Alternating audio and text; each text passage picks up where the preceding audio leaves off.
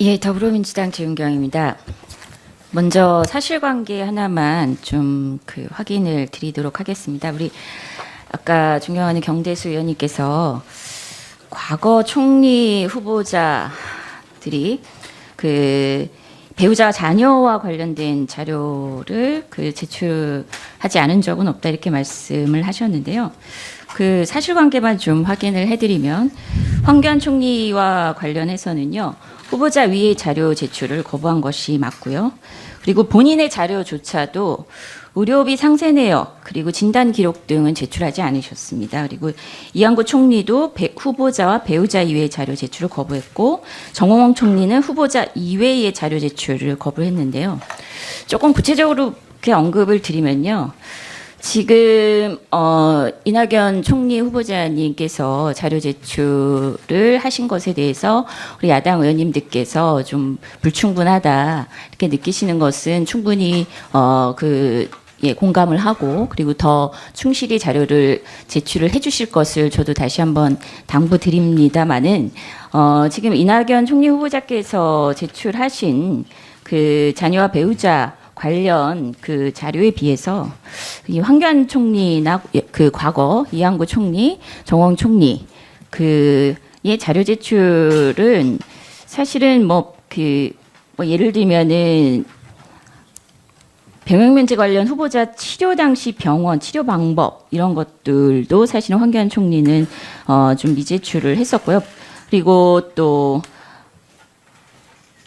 여기 생활기록부 미제출 여기는 이제 사실 이낙연 총리 후보자는 생활기록부도 제출한 것으로 나와 있거든요. 그래서 이런 좀 구체 내용을 좀 사실관계를 확인하시고 이렇게 요구를 해주시면 좋을 것 같고요. 좀 부족하다면 조금 더 후보자께서 좀 협조를 해주실 것을 다시 한번 당부드리겠습니다. 그리고 이제 본격적으로 질문을 드리면요, 아까 갈등 현장에 가고 싶다 이런 말씀을 하신 것 같습니다. 근데 우리 지난 박근혜 대통령 정부 시절 황교안 총리에 대해서 많은 국민들께서 총리가 보이지 않는다 이런 말씀을 많이 했습니다. 실제로 우리 사회가 지금 사회 갈등이 굉장히 심각한 수준이죠. 해마다 주요 갈등 관리가 필요한 과제들이 40여 건이 넘는 것이 사실이고요.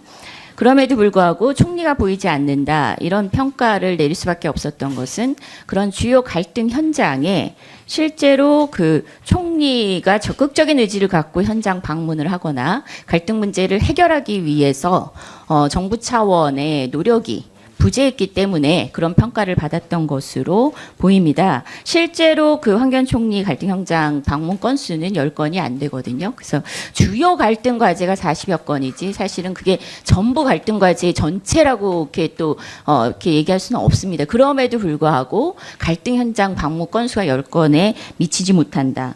이 국감에서도 해마다 지적을 했습니다. 2013년 국감 때도 굉장히 해프닝이 좀 많았습니다. 이렇게 아직도 이 갈등 사안이라고 볼 수 있는 여러 문제들에 대해서 오히려 해결하려는 의지나 노력이 부족한 가운데 정부 차원에서는 평가를 갈등이 해소됐다거나 갈등이 완화되었다.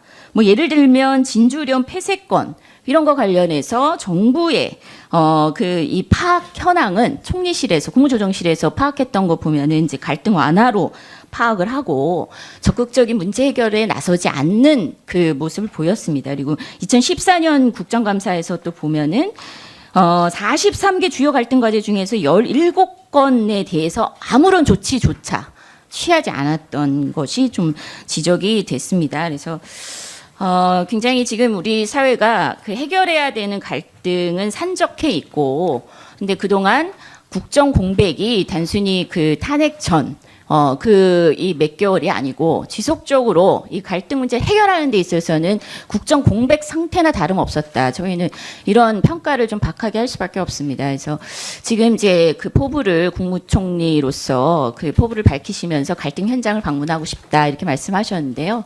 좀 더 이렇게 산적한 갈등 문제에 대해서 어떤 의지를 갖고 해결해 나가실 건지 한번 말씀을 좀 부탁드립니다. 인간 사회는 늘 어려운 문제가 있게 마련입니다만 아무리 어려워도 해법은 어딘가에 있다고 생각합니다. 최적의 해법을 찾으면 다행이지만 그러지 못하더라도 그 최적의 해법에 근접하는 해법이라도 찾아낼 수 있는 것이 인간에게 허락된 지혜라고 생각합니다. 그렇게 노력을 하겠다 이 말씀드리고, 갈등 현장뿐만 아니라 어느 지역의 경제가 침체되어 있는데 뭐만 활성화되면 좀 파급 효과가 있겠다 하는 그런 지점이 있을 수 있습니다. 그런 곳을 좀 다니면서 좋은 의미의 자극을 좀 드리고 싶다 이런 생각도 있습니다. 예, 현장 방문을 강조하신 것도 대단히 중요하지만 또 사실은 이 정부 차원의 시스템으로 해결해야 되는 것들 또한 있지 않습니까? 그래서 지금 좀 전에 이제 지난 정부에서의 국감 때마다 지적되었던 갈등 해결에 정부 차원의 미흡한 일처리 이런 부분을 어떻게 해결해 나가실 건지 조금만 좀 계획을 말씀해 주시면 좋겠습니다. 전임 정부의 일을 일일이 예거한다는 것은 좀 피하는 것이 낫겠고요.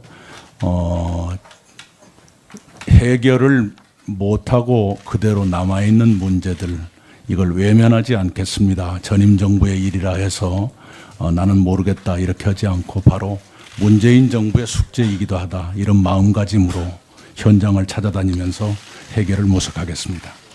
지금 이제 언론에서도 그런 얘기를 하죠. 저희가 사실 갈등이 산적해 있는데 탄핵 정국을 거치면서 갈등이 잠시 나머지 갈등이 유예된 형태의 그런 사회 모습이 보이고 있는데요. 근데 이제 어쨌든 정권이 바뀌면서 결국은 이런 복물 터지듯이 촛불 청구서가 날아올 수 있다. 이런 언론에서의 지적도 있습니다. 그래서 이 촛불 민심 단순히 이제 국정농단만을 의미하지 않고 그동안 쌓여온 여러 폐단들을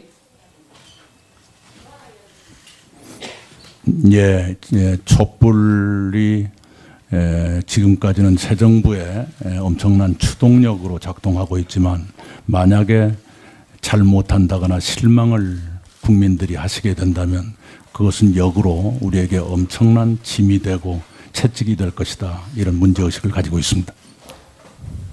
예, 최윤경 의원님 수고하셨습니다. 다음은 자유한국당의 존경하는 강효상 의원님 수고하시겠습니다. 네. 네.